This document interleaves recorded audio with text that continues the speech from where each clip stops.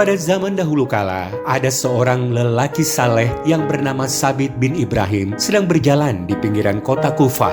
Tiba-tiba ia melihat sebuah apel jatuh keluar pagar sebuah kebun buah-buahan. Melihat apel yang merah ranum itu tergeletak di tanah, terbitlah air liur Sabit. Terlebih-lebih di hari yang sangat panas dan di tengah rasa lapar dan haus yang mendera. Maka tanpa berpikir panjang dipungut dan dimakannialah buah apel yang terlihat sangat lezat itu. Akan tetapi baru setengah dia makan, dia teringat bahwa buah apel itu bukan miliknya dan ia belum mendapat izin pemiliknya. Maka ia segera pergi ke dalam kebun buah-buahan itu dengan maksud hendak menemui pemiliknya agar menghalalkan buah apel yang telah terlanjur dimakannya. Di kebun itu ia bertemu dengan seorang lelaki. Maka langsung saja ia berkata, "Aku sudah memakan setengah dari buah apel ini. Aku berharap Anda menghalalkannya." Orang itu pun menjawab, "Aku bukan pemilik kebun ini. Aku hanya pembantunya yang ditugaskan merawat dan mengurusi kebunnya." Dengan nada menyesal, Sabit bertanya lagi, "Kau boleh tahu di mana rumah pemiliknya? Aku akan menemuinya dan minta agar dihalalkan apel yang telah kumakan ini." Pengurus kebun itu memberitahukan, "Apabila engkau ingin pergi ke sana, maka engkau harus menempuh perjalanan sehari semalam." Sabit bin Ibrahim bertekad untuk pergi menemui sepemilik kebun itu. Katanya kepada orang tua tersebut, "Tidak mengapa, aku akan tetap pergi menemuinya meskipun rumahnya jauh sekalipun. Aku telah memakan apel yang tidak halal bagiku karena tanpa seizin pemiliknya." Bukankah Rasulullah SAW sudah memperingatkan kita lewat sabdanya, siapa yang tubuhnya tumbuh dari yang haram, maka ia lebih layak menjadi umpan api neraka. Sabit pun pergi jauh ke rumah pemilik kebun itu, dan setiba di sana dia langsung mengetuk pintu. Setelah si pemilik rumah membuka pintu, Sabit langsung memberi salam dengan sopan sambil berkata, "Wahai tuan yang pemurah, saya sudah terlanjur makan setengah dari buah apel tuan yang jatuh keluar kebun tuan. Karena itu sudikah tuan menghalalkan apa yang sudah saya makan itu?" Lelaki tua yang ada di hadapan Sabit mengamati dengan cermat. Lalu ia berkata tiba-tiba, "Tidak, aku tidak bisa menghalalkan kecuali dengan satu syarat." Sabit merasa khawatir dengan syarat itu karena takut ia tidak bisa memenuhinya. Maka segera ia bertanya, "Apa syarat itu tuan?" Orang itu pun menjawab, "Engkau harus mengawini putriku." Sabit bin Ibrahim tidak memahami apa maksud dan tujuan lelaki itu. Maka dia pun berkata, "Apakah karena hanya aku makan setengah buah apelmu yang jatuh keluar dari kebunmu, aku harus mengawini putrimu?" Tetapi pemilik kebun itu tidak menggubris pertanyaan Sabit. Ia malah menambahkan, katanya, "Sebelum pernikahan dimulai, engkau harus tahu dulu kekurangan-kekurangan putriku itu. Ia seorang yang buta, yang bisu dan tuli. Lebih dari itu, ia juga seorang gadis yang lumpuh." Sabit pun amat terkejut dengan keterangan si pemilik kebun. Dia berpikir dalam hatinya apakah perempuan semacam itu patut ia persunting sebagai istri gara-gara ia memakan setengah buah apel yang tidak dihalalkan kepadanya.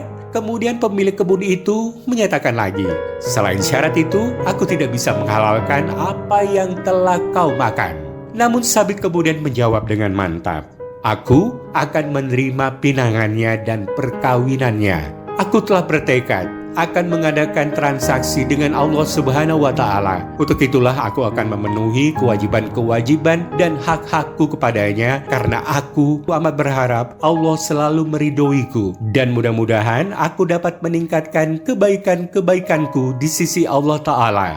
Maka pernikahan pun dilaksanakan. Pemilik kebun itu menghadirkan dua saksi yang akan menyaksikan akad nikah mereka. Sesudah pernikahan usai, Sabit dipersilakan masuk menemui istrinya. Sewaktu Sabit hendak masuk ke kamar pengantin, ia berpikir akan tetap mengucapkan salam walaupun istrinya tuli dan bisu. Karena bukankah malaikat Allah yang berkeliaran dalam rumahnya? Tentu tidak tuli dan bisu juga. Maka ia pun mengucapkan salam, "Assalamualaikum warahmatullahi wabarakatuh." Tidak dinyana sama sekali. Wanita yang ada di hadapannya dan kini resmi menjadi istrinya itu menjawab salamnya dengan baik, "Waalaikumsalam warahmatullahi wabarakatuh." Ketika Sabit masuk hendak menghampiri wanita tersebut, ia mengulurkan tangan untuk menyambut tangannya. Sekali lagi, Sabit sangat terkejut karena wanita yang kini menjadi istrinya itu menyambut uluran tangannya. Sabit sempat terhenyak menyaksikan kenyataan ini. Kata ayahnya, dia wanita tuli dan bisu. Tetapi ternyata dia menyambut salamku dengan baik. Jika demikian berarti wanita yang ada di hadapanku ini dapat mendengar dan tidak bisu. Ayahnya juga mengatakan bahwa dia buta dan lumpuh. Tetapi ternyata dia menyambut kedatanganku dengan ramah dan mengulurkan tangan dengan mesra pula, kata Sabit dalam hatinya. Sabit berpikir mengapa ayahnya menyampaikan berita-berita bertentangan dengan kenyataan yang sebenarnya. Setelah Sabit duduk di samping istrinya, dia bertanya, "Ayahmu mengatakan kepadaku bahwa engkau buta. Mengapa?" Wanita itu kemudian berkata, "Ayahku benar karena aku tidak pernah melihat apa-apa yang diharamkan Allah." Sabit bertanya lagi, "Ayahmu juga mengatakan bahwa engkau tuli. Mengapa?" Wanita itu menjawab, "Ayahku benar karena aku tidak pernah mau mendengar berita dan cerita orang yang tidak membuat ridho Allah. Ayahku juga mengatakan kepadaku bahwa aku bisu dan lumpuh, bukan?" tanya wanita itu kepada Sabit yang kini syah menjadi suaminya. Sabit mengangguk perlahan mengiyakan pertanyaan istrinya. Selanjutnya wanita itu berkata lagi, "Aku dikatakan bisu karena dalam banyak hal aku hanya menggunakan lidahku untuk menyebut asma Allah Ta'ala saja. Aku juga dikatakan lumpuh karena kakiku tidak pernah pergi ke tempat-tempat yang bisa menimbulkan kegusaran Allah Ta'ala."